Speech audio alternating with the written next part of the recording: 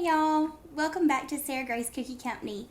Today I'm going to show you how to make some adorable little patriotic bunting cookies just by using a simple wet on wet technique. They're going to be those cute little red, white, and blue like you would see on a cute front porch or something like that. These will be great for Memorial Day coming up if you want to celebrate or anything with these fun patriotic, like a fun patriotic design.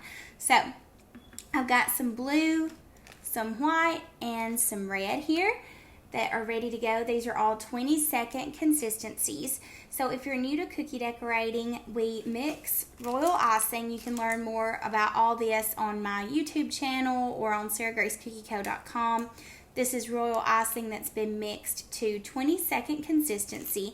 That means you just add water until it's a certain consistency. The way we measure that is by dropping it into the bowl and just counting how many seconds it takes to reincorporate into the rest of the icing. And there are tons of videos on my YouTube channel if you want to learn more about that. I'm using tipless piping bags today. If you're not on the tipless piping bag train, it is amazing. So you really enjoy those if you ever start working with those. Hey Melissa, hi Madonna. Madonia, am I saying that right? Okay. Y'all, I'm going to share us over to the Cookie Confidence Facebook page.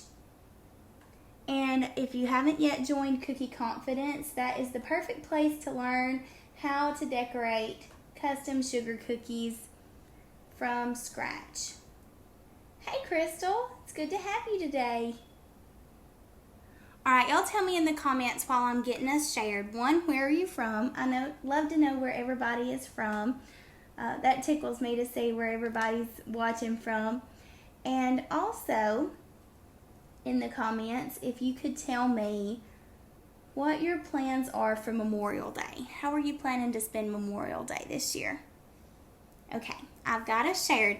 Let's get started. So I'm going to do the inside with some of this white 20-second consistency icing. And I'm going to show y'all how to cut a tipless piping bag while we're doing this today, just because we're nice and close up and I'm able to see. Let's see. Carol says Louisiana. Hey, Carol. That's cool. All right. So this is a half circle cookie. And I do not have a specific half circle cookie cutter. I just cut my circles out and cut them in half with a knife. And it makes two little half circles, so you have a backup if you need it.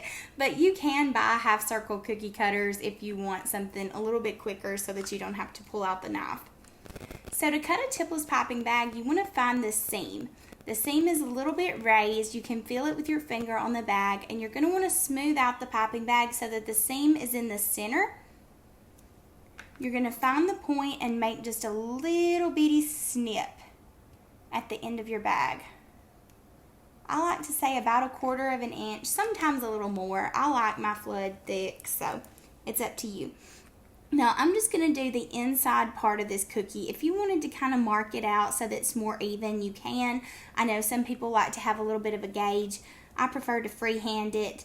I'm just going to go maybe about inch and a half wide, and I'm going to freehand a little small half circle there. And that's going to be our starting point. I'm just outlining by not putting much pressure on the bag, and then I'm going to squeeze the bag a little tighter to flood the inside. I like to flood in a concentric pattern, so just going from the outside in. I feel like that's easier to keep up with, but it's totally up to you. I also like to flood with a paper towel or something near me because I'm messy, but I forgot mine today, so I'm just wiping it off on my britches leg. Or for people who aren't from Collinwood, Tennessee, my pants leg. Alright, now I'm going to do the exact same thing to the blue piping bag. I'm going to cut just a small tip. These scissors aren't wanting to cooperate with me today, y'all. And I'm going to kind of gauge where I want my blue to come. I'm just going to leave enough room on the edge for the red. We're going to do the red on the very outside. And I'm going to outline around the outer edge and around the top. But when it's going to run into another color like that, I don't worry about outlining. I just go ahead and flood inside there. And we are going to take our scribe in a minute and make some designs with this. So you don't have to stress about it being perfectly even or all the colors meeting in the exact same spot. That's no big deal. Just make sure that it's all kind of evenly distributed all over the cookie. Hey, Bailey. All right, next we're going to cut our red bag. And we're just going to snip the tip like we did on the other two. I won't be using these scissors again, y'all. And we're going to outline at the top again. When I'm outlining, I'm just barely squeezing this tipless piping bag. And you may notice that I am outlining and flooding with the same color, or with the same bag rather. The same color and the same bag. I don't use two different consistencies. I use one consistency to outline and to flood. I find that that gives you a really smooth, pretty finish. And it's also just easier. You don't have to use as many bags. You don't have to spend as much time mixing. It just saves you some time and some trouble. When I am evening out my icing and moving it to the edges and all the places where I want it to go, I like to go in little bitty circles like this. And I just kind of do everything in little bitty circles. I tell my cookie decorating class people in person and my members when we're doing classes online in SG Cookie Academy that it's kind of like welding. If you've ever welded before, which I know I'm kind of the oddball. I took ag in high school because it was the only thing they offered at the time I needed. And, well, I mean, it's just good skills to have too. But I learned to weld, and one of our things was you have to make little bitty circles to make a good weld. And it applies to cookie decorating too. You never know what you're going to learn. Okay.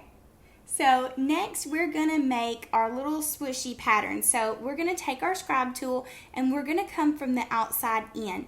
So you're going to drag the scribe through the red, up through the blue, and into the white.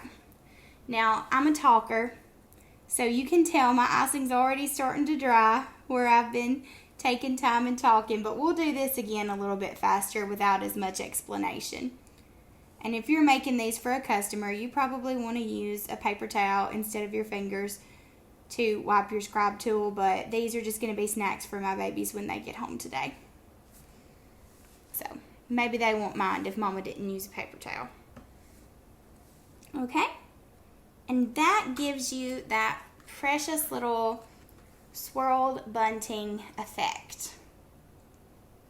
I love how that turned out. And like I said, I was talking and taking a lot of time, so you can see where the icing sort of wrinkled because it sat too long.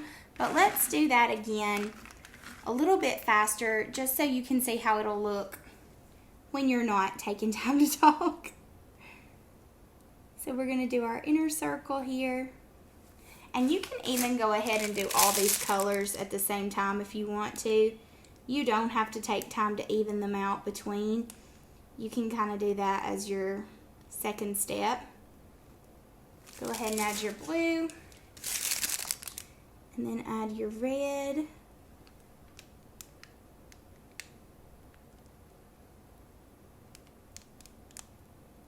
I have plans to do a patriotic class. Oops, got a little bit on the blue there.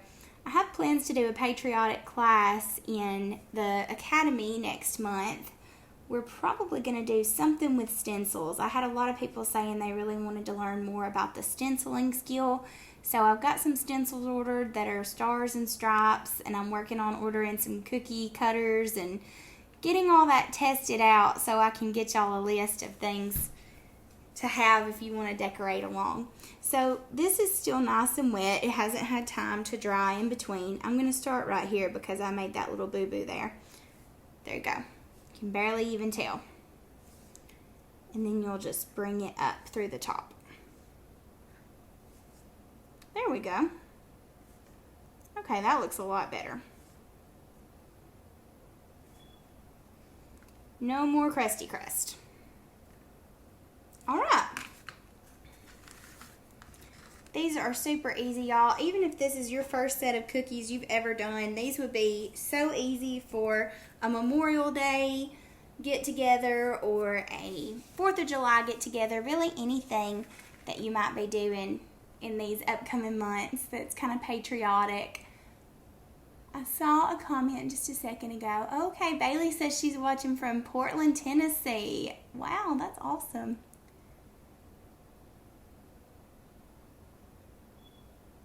Okay. Hey, Richane. Amy says Pennsylvania. Hey. Nice to see y'all. All right. Hey, Liana. Well, thank y'all for joining me today. If you have any questions about how I made this cookie or any of the others that I ever share with you on Facebook Live, let me know. I've been planning out videos for next month. I've got lots of fun summer cookie designs on the calendar and Father's Day cookie designs. So I'm going to be sharing some of those in the weeks to come. Also, tune into YouTube tonight. We are going to be having, well, it's going to be premiering, but it's 30 minutes of floral and plant cookie decorating. I just put a bunch of videos together, and they're all flower, succulent, plant cookie decorating, and it's just a nice kind of relaxing, inspiring video, I think. It's got some fun, upbeat music with it, so I think you'll really enjoy that. Thank y'all for joining me today. I hope y'all have a great rest of the day, and I will see y'all later. Bye-bye.